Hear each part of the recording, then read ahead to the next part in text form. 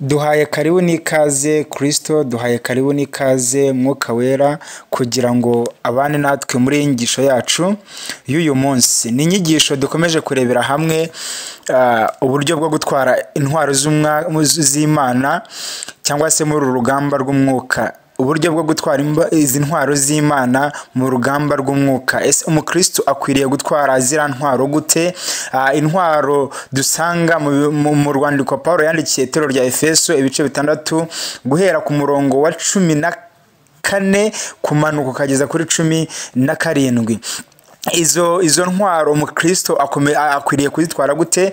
Ni inyigisho izamara iminsi 6 nkuko nababwiye. Uyu munsi ni wa kabiri. Ubwa mbere twabonye uburyo ki gukenyera ukuri mu rugamba rw'umwuka cyangwa se gukenyera ukuri intwaro y'umukristo mu rugamba rw'umwuka. Uyu munsi tugiye kureba kwambara gukiranuka nk'icyuma gikingira igituza, intwaro y'umukristo mu rugamba rw'umwuka. Kwambara gukiranuka nk'icyuma gikingira igituza, intwaro y'umukristo mu rugamba rw'umwuka. Sunashimwe mbahaye ikaze kandi namwe rwose mwiyumvemo ikaze kugira ngo tubashe kwigana inyigisho, kandi ndasaba Mwuka Wera kugira ngo ayikomereshe imbaraga, kugira ngo abashe kudusobanura twebwe ibyo tutabasha gusobanura, kugira ngo abashe kutwumvisha twebwe ibyo tutabasha kumva. Tugiye kwigana iyi nyigisho rero, kwambara gukiranuka nk'icyuma gikingira igituza, intwaro y'umukristo mu rugamba rw'umwuka. Mbere na mbere ndabanza kumva iri jambo kwambara. Ubundi iyo uri kwambara, wambara kugira ngo hagire icyo uhisha. Yesu nashimwe. Wambara kugira ngo umuntu agire icyo ahisha. No kuvuga ngo rero kwambara gukiranuka uba uri guhisha ikintu runaka. Yesu nashimwe. Noneho uko gukiranuka kurambarwa he? Kurambarwa ku gituza. Sunashimwe. Iki cyuma cyo gukiranuka cyangwa se iyi antibare yo gukiranuka irambarwa ku gituza, ntago irambarwa ku kaguru, ntago irambarwa ku kaboko. Abasirikare cyangwa se abantu bazi urugamba bazi yuko iyo bakurashe ku akaguru barakarasa bakagaca ukongera ukabaho. Ariko nyamara iyo bakurashe ku gituza, kubera ko ku gituza harimo ingingo, harimo ama organs akomeye, urugero nk'umutima ndetse n'ibihaha. Iyo baramutse bakurashe ku mutima uhita upfa. Niyo mpamvu umukristo wa nyawe cyangwa se umukristo muri rugamba rw'umwuka akwiye kwambara gukiranuka nk'icyuma gikingira igituza. Yesu nashimwe. Akwiye kwambara gukiranuka nk'icyuma kirinda ibihaha. Akwiye kwambara gukiranuka nk'icyuma kiza kurinda umutima. Akwiye kwambara gukiranuka nk'icyuma kiri buze kurinda cyangwa se kiri buze guprotectinga icyo gihaha. Tuzi yuko igihaha nicyo kidufasha guhumeka. Yesu nashimwe. Kinjiza oxygen cyangwa se kinjiza umwuka mwiza, umwuka mubi ugasohoka ari we carbon dioxide. Hanyuma rero uko gukiranuka kurabasha kurinda icyo gihaha kugira ngo wa muntu abashe guhumeka neza. Yesu nashimwe. Izi ntwaro Paulo yari umuhanga kubera yuko nabwo yafasha gukiranuka. Ngo narangiza kuvuga ngo gukiranuka muzakwambara inyuma cyangwa se mukwambare ku kaguru. Nago gukiranuka tuzagukenyera. Tugomba gukenyera ukuri, ariko hanyuma tugakenera icyuma gikingira igituza. Ariko gukiranuka sunashimwe. Paulo yarangije arababwira ati nuko muhagarare mushikamye mukenyeye ukuri, mwambaye gukiranuka nk'icyuma gikingira igituza.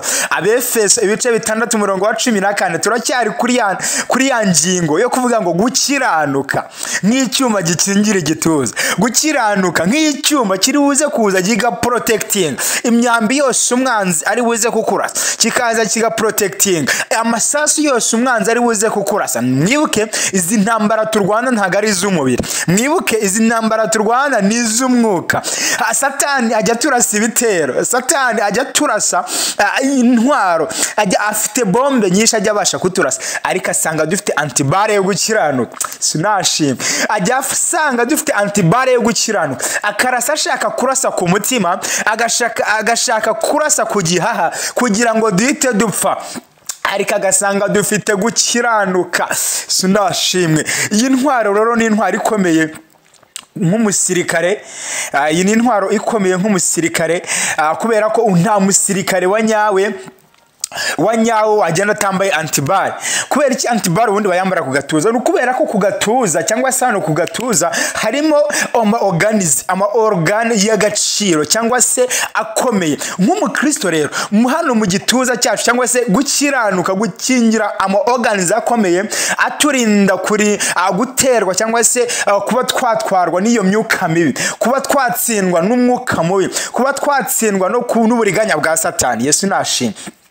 Gukiranuka rero nk'uko hano bijya bibasha kudukiza gutsinda Satani, bijya bibasha kudukiza. Satani akaturasa imyambi ariko agasanga dufite gukirana, agaturasa imyambi ashaka kuturasa ku gatuza kugira ngo igihe hakivemo, kugira ngo umutima umeneke, kugira ngo ahagarike gutembera kw'amaraso, ariko agasanga dufite gukiranuka twaheshejwe no kwizera Yesu Kristo, agasanga dufite gukiranuka kwa twaheshejwe no kwizera amaraso ya Yesu Kristo, twaheshejwe no kwizera Kristo nk'umwami n'umukiza mu bugingo bwacu, agasanga dufite gukiranuka tutaheshejwe n'ababyeyi bacu, agasanga dufite gukiranuka tutaheshejwe n'amategeko, agasanga dufite gukiranuka tutaheshejwe n'itorero cyangwa n'idini, agasanga dufite gukiranuka twakuye ku mwami wacu Yesu Kristo. Sunashimwe. Icyo nicyo cyuma gikingira igituza, icyo nicyo cyuma gikingira umugenzi cyangwa se umukristo, icyo nicyo cyuma gikingira uyu mukristo, iki nicyo cyuma gikingira uyu mubiri w'umukristo. Sunashimwe. Sunashimwe. Sunashimwe. Gukiranuka kuva he? Ni hehe? What's the sources of gukiranuka? Ese gukiranukira Imana, what's the source cyangwa se inkomoko? Ni ihe nkomoko yo gukiranuka?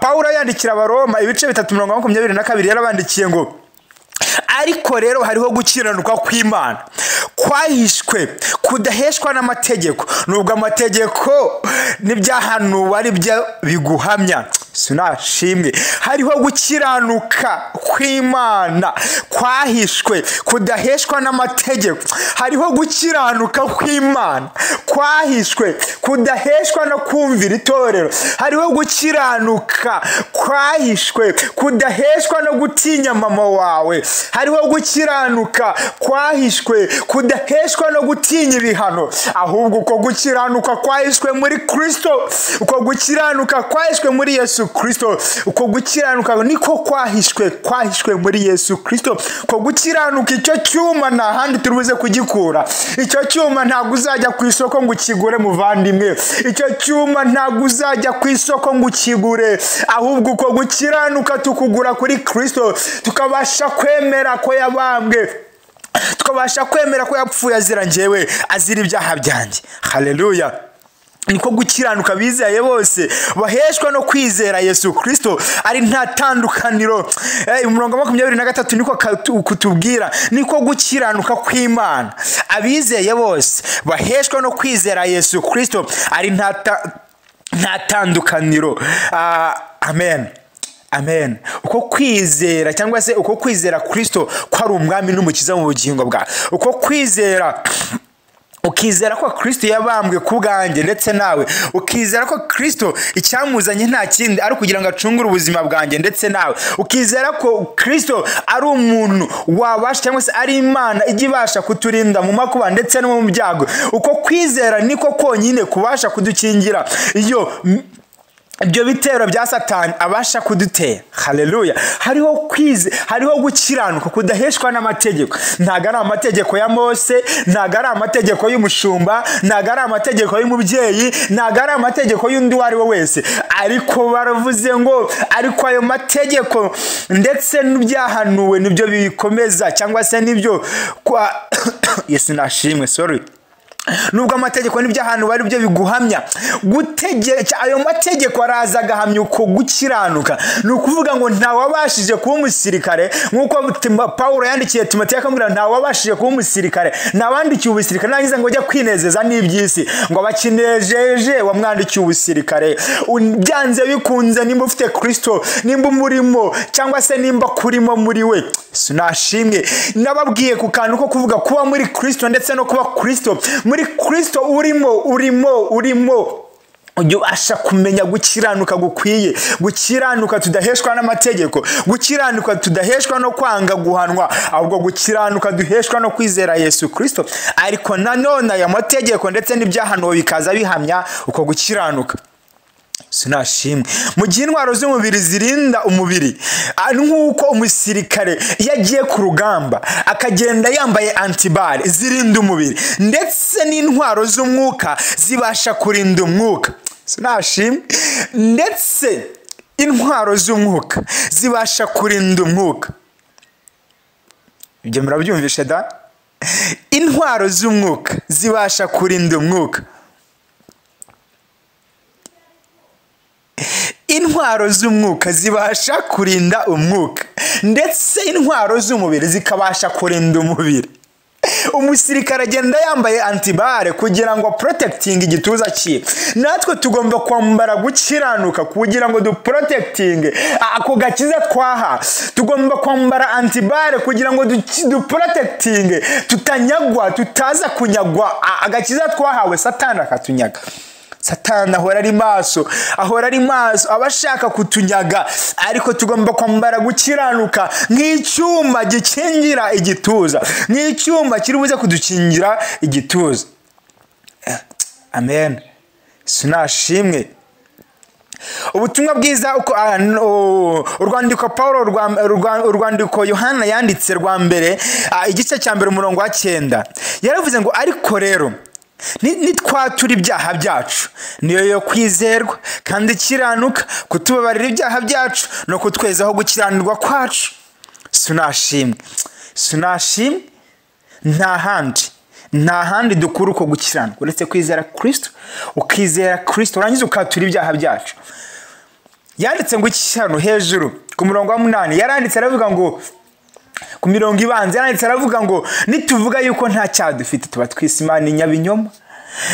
Tugomba kubanza kwatura ibyaha byacu, tukemera ko dufite ibyaha, tukemera ko ariko hari undi ubasha gukiza ibyo byaha byacu ari Kristo, tukemera ko hari umuntu ubasha kuza guhanagura ibyaha byacu ari Kristo, tukemera ko hari amaraso ibyanze bikunze yamenetse, atari amaraso y'inuma, atari amaraso y'inuma z'intungura, atari amaraso y'imfizi z'intama cyangwa se z'ihene, ahubwo amaraso y'umwami w'Imana ikomeye, amaraso akomeye, amaraso afite igiciro gikomeye. Ayo niyo maraso ajya abasha kudukuraho ibyo byose, ayo niyo maraso ajya abasha kutuvanaho ibyo byose, ayo niyo maraso twizeye Yesu Kristo. Nashimwe. Ariko rero nitwatura ibyaha byacu niyo yo kwizerwa kandi ikiranuka kutubabarira ibyaha byacu no kutwezaho gukiranuka kwacu. Gukiranirwa kwacu nta kundi, nta handi biva, nta handi sources yo kugira ngo biveho gukiranirwa uretse kwizera Kristo nk'umwami n'umukiza mu bugingo bwacu. Matayo we yandika ubwo butumwa bwiza mu bice 6:36 yaranditse aravuga ngo mubanze mushaka ubwami bw'Imana ndetse no gukiranuka, ibindi bisigaye byose muzabishaka, muzabihabwa cyangwa se muzabyongererwa. Mubanze mushaka ubwami bw'Imana no gukiranuka, ugira inyota, ugira saste, ugira inyota mu mubiri wawe, wumve ufite wumve ushaka gukiranuka kw'Imana, wumve hari intwaro yindi ukeneye, wumve hari intwaro ushaka guprotectingisha agakiza kari muri wowe, ushaka guprotectingisha emotions zawe. Emotions zituruka he? Intwaro z'umwuka cyangwa se imbuto za mwuka wera ni he zituruka? Urukundo ruturuka he? Ese izo ntwaro izo mbuto z'umwuka zituruka he? Nta handi tugomba kubirindira uretse muri wa mutima, hanyuma tukayambika antibare ariko gukiranuka ku Kristo. Iryo jambo ryawe ritubwira ngo iki? Muzanshaka mu mboni, ariko hariho kondisiyo imwe, nimunshaka n'umutima wanyu wose. Iryo ni kondisiyo Imana yatanze, muzanshaka mu mbone, ariko kondisiyo ni imwe, nimunshaka n'umutima wanyu wose. Ibyahishuriwe Yohana ibice 3:20 arangira ngo mpagaze ku rugi ndakomanga. Yewe yaje no gukomanga, arakomanga iwacu. Icyo dushaka ni ukumuhereza karibu. Nitumuhereza karibu arabasha kwinjira iwacu. Sinashimwe. Nitumuhereza karibu arabasha kwinjira. Icyo nicyo dusabwa gusa, ni ukumuhereza karibu mu mutima wacu, tukamuhereza go ahead, hanyuma akaza agakorera muri twebwe, akabaza akabana natwe, akaza akaduhindura, akaduhereza gukiranuka gukwiye, akabaza kuduhereza gukiranuka kudaheshwa n'amategeko, ahubwo gukiranuka duheshwa no kwizera Kristo. Amen. Hari ikintu gikomeye muri ubu buzima, hari ikintu gikomeye muri ubu buzima nshaka kuvugaho, ikintu cyo kwitandukanya n'iby'isi, ikintu cyo kwitandukanya n'imitungo y'isi. Oyo yaravuze ngo iby'umubiri ni umubiri, ariko iby'umwuka nabyo ni umwuka. Yesu nashimwe. Hano umwanditsi w'imigani yaravuze ngo ubutunzi bubi ntacyo bumara, ariko gukiranuka kudukiza urupfu. Yesu nashimwe. Uri ubutunzi ndetse no ubutunzi bubi ndetse n'iyo mitungo mibi nta kintu bijya bimara nshuti, nta kintu bijya bimara. Wagira ibintu byinshi hano ku isi, ariko nta kintu bijya bimara. Ariko bivuze ngo iki? Ariko gukiranuka kudukiza urupfu. Sinashimwe. Gukiranuka kujya kudukiza urupfu. Arongera avuga ngo Uwiteka ntazemera ko umukiranutsi yicwa n'inzara, ariko ahakanira abanyabyaha ibyo baharanira. Sunashi Uwiteka ntagazemera na rimwe ko umukiranutsi yicwa n'inzara, ariko ahakanira umunyabyaha ibyo aharanira. Ubutunzi bubi ntacyo bumara, ariko gukiranuka kudukiza urupfu. Nimba ushaka ubugingo buhoraho, nimba ushaka everlasting life, nta handi bubonerwa uretse mu gukiranuka. Kwambara iyo ntwaro yo gukiranuka igakingira agakiza kawe, kugira ngo agakiza ubashe kukagumana mu izina rya Yesu. Yesu nashimwe. Dukomeje kureba kwambara intwaro yo gukiranuka nk'umukristo muri uru rugendo cyangwa se muri uru rugamba. Kwambara gukiranuka nk'icyuma gikingira igituza, intwaro y'umukristo mu rugamba rw'umwuka. Kwambara gukiranuka nk'icyuma gikingira igituza, intwaro y'umukristo mu rugamba rw'umwuka. Iyo niryo jambo turimo turarebaho, cyangwa se iyo niyo nsanganyamatsiko turimo turarebaho. Ese umukristo yambara intwaro ute? Akwiriye kwirinda gute? Ese umusirikare iyo afashe antibare abasha kuyikuraho? Reka, kubera ko gukiranuka kujya kubasha gukingira agakiza kacu twahawe, kubera ko gukiranuka ubundi kujya kubasha kurinda imitima ya, cyangwa se umutima w'agakiza ni origin, cyangwa se umutima ubundi iyo umutima wahagaze umuntu aba yapfuye, ibihaha byangiritse umuntu abaho nabi. Uko gukiranuka kujya kubasha gukingira izo organe z'umubiri zirimo imbere. Sunashimwe. Gukiranuka kuva kuri Yesu kutava ku mategeko, no gukiranuka kuva kuri Yesu cyangwa se kwakira Kristo nk'umwami n'umukiza kutava mu mategeko. Paulo yandikira itorero ry'i Filipi ibice 3:9 yaravuze ngo kandi mbone ko ndi muri we nafite gukiranuka kwanjye kuva ku mategeko, ahubwo mfite ukuzanwa no kwizera Kristo, ariko gukiranuka kuva ku Mana guheshwa no kwizera. Hari ijambo rikomeye hano, guheshwa no kwizera. Ni ugukiranuka guheshwa, sosi yako ni ukwizera. Ukazana kwizera, hanyuma wamara kwizera Kristo mwami n'umukiza, ukagira uko gukiranuka muri wowe. Hanyuma wamara kugira uko gukiranuka, ukagira uko gukiranuka guheshwa no kwizera, kutari uguheshwa no kwemera amategeko, cyangwa se no kugendera ku mategeko no kwemerwa amategeko. Paulo hano yararimo ababwira ngo iki? Yararimo ababwira ngo nyimara kwakira Kristo Yesu n'umwami n'umukiza mu bugingo bwanjye, yarimo abwira itorero ry'umukiza rya Filipi, arababwira ngo ibyarindamu yanjye nabitekereje ko ari igihombo kubwo gutunga Kristo. Ibyarindamu yanjye, ibyo nabonaga bikomeye, ibyo nabonaga PhD yanjye ikomeye, ubutunzi nabonaga bukomeye, ibyo nabonaga byose, ukwizera inshuti n'abavandimwe bikomeye, ibyo byose nabibonye ko ari igihombo kubwo gutunga Kristo. Aravuga ngo ariko uko kwizera, uko gukiranuka nahawe ntago ari ukuva ku mategeko, ntago ari ukuva ku mategeko ya Mose, ntago ari ukuva ku mategeko y'itorero, ahubwo ni ukwizera guheshwa no kwizera Yesu Kristo, ni ugukiranuka guheshwa no kwizera Yesu Kristo. Sunashimwe. Kandi reka nze nkubwire inshuti yanjye, Imana ijya ibasha kumva gutaka k'umukiranutsi. Imana ijya ibasha kumva gutaka k'umukiranutsi. Ijambo ry'Imana uko turisanga muri Zaburi ya 34 ibice 16 haranditswe ngo amaso y'Uwiteka ari kubakiranutsi n'amatwi ye ari ku gutaka kwabo. iyo niyo ntwaro turusha abapagani, iyo niyo ntwaro turusha abandi. Tujye tubasha gutaka ijwi ryacu. Abisiraheli baratatse ngo hanyuma gutaka kwabo kurazamuka cyane, gutaka kwabo kurazamuka kugera ku Uwiteka. Ugutaka kwabo Imana ijya ibasha kumva amajwi yacu ikayatandukanya mu rusaku rwinshi mu rusaku rw'ibyuma bisakuza, mu rusaku rw'amajwi menshi, mu rusaku rw'ibintu byinshi. Imana ijya ibasha kumva ijwi ry'umukiranutsi itakira, kandi ugutwi kwayo kuri ku maso ya guhanza amatwi, guhanza ibitekerezo, guhanze sunashimwe. Ugutwi kwabo guhanze gutaka kwabo, ugutwi kwayo guhanze gutaka kwayo. Sunashimwe. Amaso y'Uwiteka ari ku bakiranutsi n'amatwi ye ari ku gutaka kwabo. Amaso y'Uwiteka ari ku bakiranutsi inshuti, amaso y'Uwiteka ari ku bakiranutsi kandi amatwi ye ari ku gutaka kwabo. Yesu nashimwe. Amatwi ye ari ku gutaka kwabo. Pawulo yandikira Timoteyo mu rwandiko rwa kabiri yamwandikira aramubwiye ngo Timoteyo we reka nze nkubwire iki kintu kimwe, urufatiro rw'Uwiteka ruracyariho, urufatiro rw'Uwiteka ruracyariho, kandi ngo rwanditseho aya magambo ngo Uwiteka azabe, Uwiteka azabe.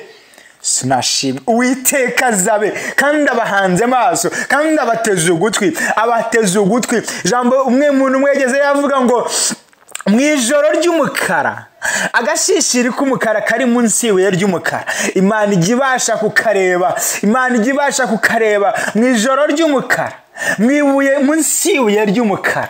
Imana ijya ibasha kureba agashishiri k'umukara, Imana ijya ibasha kureba umukiranutsi mu ruvunge rw'abantu, Imana ijya ibasha gutandukanya ijwi ry'umukiranutsi mu majwi menshi y'abantu, mu majwi menshi y'ibisakuza. Imana ijya ibasha kumva ijwi ry'umukiranutsi.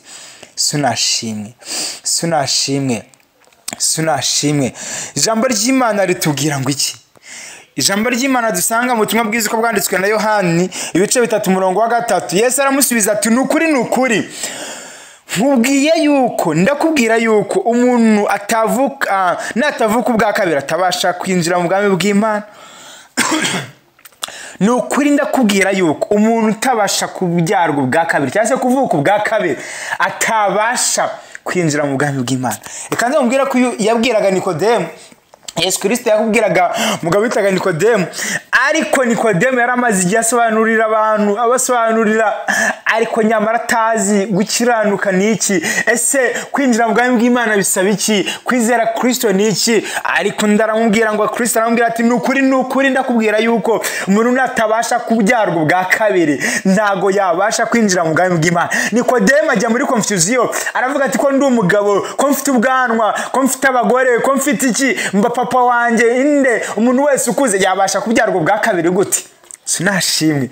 Ariko ndakubwira yuko hari umubatizo, hari ukubyarwa kwazanwe na Yohani, hari umubatizo wazanywe na Yohani, hari n'umubatizo Yohani yavuze yuko umuzaza adakwiriye gufungura udushimi tw'inkweto ze, ari umubatizo wa Mwuka Wera ndetse n'uw'umuriro. Sinashimwe. Uwo mubatizo ni wa Kristo, ni wo kwizera Kristo, hanyuma ukamwemera ko ari umukiza mu bugingo bwawe, ukihana ukavuka bushya, hanyuma ukaba icyaremwe gishya. Iyo umaze kuba icyaremwe gishya ubasha guhereza cyangwa se ubasha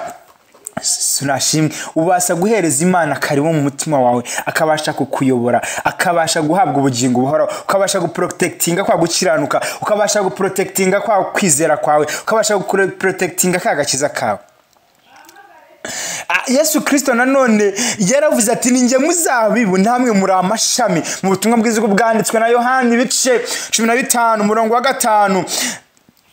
Ninjye muzabibu namwe muri amashami, uba muri nje nkaba muri we niuzana imbuto nyinshi, kuko abapagani cyangwa se ntacyo mubasha gukora mutagufite cyangwa se mutamfite. Niwe muzabibu, niwe giti, natwe turi amashami. Tugomba gukurira muri we, gukiranuka kwacu kuva muri we, agakiza kacu kava muri we, kava mu maraso yatanze, kava n'ahandi dukura gukiranuka uretse kuri Kristo, uretse kwizera guheshwa, uretse gukiranuka guheshwa no kwizera Kristo. Atari ugukiranuka guheshwa n'amategeko, ahubwo no kwizera kubonerwa muri Kristo. kwizera guheshwa ndetse no kubona Kristo no guhura na Kristo tugahura. Yesu nashimwe, ukabasha kwera imbuto. Kandi mu bice 16 we yaravuze ngo Yohani bice 15:16 yaravuze ngo ni simwe mwamamagaye ahubwo ni njye wabahamagaye kugira ngo mwere imbuto kandi nyinshi kandi zigumeho. Nta kindi iyo tumaze kubona Kristo no kwera imbuto za Mwuka Wera, tukazerera bari hanze ahangaha, tukazerera abatubona, tukazerera abo tubana, tukazerera abo tubana mu buzima bwacu bwa buri munsi, hanyuma kugira ngo duheshwe gukiranuka kugumaho, atari gukiranuka guheshwa n'amategeko, atari gukiranuka guheshwa n'abadutegeka, ahubwo ari gukiranuka guheshwa no kwizera Yesu Kristo. Yesu Paulo yongeye kubwira itorero ry'i Roma, arababwira ati mu bice 12 byaho, arababwira ati mutange imibiri yanyu ivemo ibitambo bizima kandi bishimwa n'Imana. Muri ubu buzima Kristo nshuti, gukiranuka bisaba kwigomwa. In this life it requires gain and lose. Ubanza kugira ngo gaininge Kristo bibanza kwigomwa, urigomwa ugatanga umubiri wawe kugira ngo uvemo igitambo bizima kandi byera bishimwa n'Imana. Yesu Kristo nashimwe. Kwitanga byuzuye ku Mana no guhinduka mu bitekerereze nibyo byonyine bibasha kudukiza cyangwa se bibasha kutugeza ku gikiranuka gukwiriye.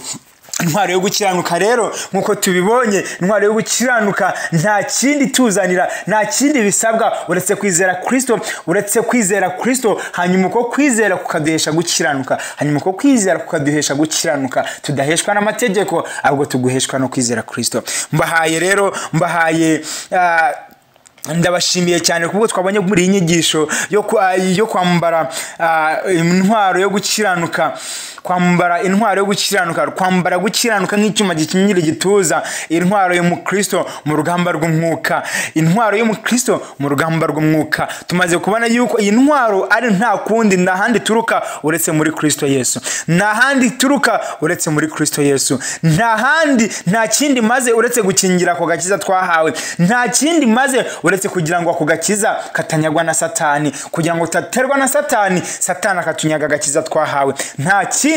Mwibuke yuko inyigisho irakomeze. Uyu wari umunsi wa kabiri tuganira kwambara gukiranuka nk'icyuma gikingira igituza, intwaro yo mu Kristo mu rugamba rw'Umwuka. Ejo tuzakomeza twige ndetse no kuyindi intwaro ya gatatu. Mbabwira yuko tuziga intwaro 6. Izo ntwaro 6 tuzazirangiza tumaze gusobanukirwa ese hano Paulo yandikiraga itorero rya Efeso ibice 6 umurongo wa 14 ubundi ni intwaro zatangiye kuzira abivuga. Ese nukubera icyo yabivuze, nukubera iki yababwiye gutyo? Nukubera ikira ntwaro yagendaga yihereza agace cyangwa se ayihereza buri gice cyose. Twamaze kubona yuko twakenyeye ukuri ari we Kristo, twakenyeye ukuri ari ryo jambo ry'Imana, twakenyeye ukuri ariko kugumamo neza. None tugeze naho kwambara antibare y'icyuma cyangwa se antibare yo gukiranuka kugira ngo dukingira ku gakiza twahawe. Yesu Kristo aduhana umugisha. Rero ndabashimiye, reka dusenge. Mwami, ndagushimiye kuri mwiza, ndagushimiye ko ushobora byose, ndagushimiye Mwami yuko ugitwambika izo ntwaro z'Umwuka Wera, ugitwambika intwaro z'Umwuka Wera kugira ngo tubashe guhagarara tudatsinzwe n'uburiganya bwa Satani. Urakoze Mwami, urakoze kuhaye gukiranuka ubwoko bwawe, urakoze kuduhaye gukiranuka kudaturuka ku mategeko ahubwo guturuka kuri wowe, urakoze kuduhaye gukiranuka kudaturuka ku bashumba bacu ahubwo guturuka kuri wowe, urakoze kuduhaye gukiranuka kudaturuka ku matorero dusengeramo ahubwo guturuka kuri wowe. Izina ryawe rihimbazwe Mwami w'abami, izina ryawe rishyirwe hejuru Mwami mwiza. Turagushimye kandi tugwaye ikaze na karibu. Komeza uganza mu mitima yacu, komeza ukorere muri twebwe, mwaze uturinde gushukwa ndetse n'ibitero bya Satani kugira ngo tubashe kurindwa ndetse tubashe gutsinda Satani. Turindwe Mwami, turindwe kurwanwa n'umwanzi ahubwo tubashe guhagarara tudatsinzwe n'uburiganya bwa Satani. Urakoze kuri mwiza, urakoze kushobora byose, mu izina rye dusenze, amen. Shalom shalom. Imana ibahereze umugisha, ndabakunda.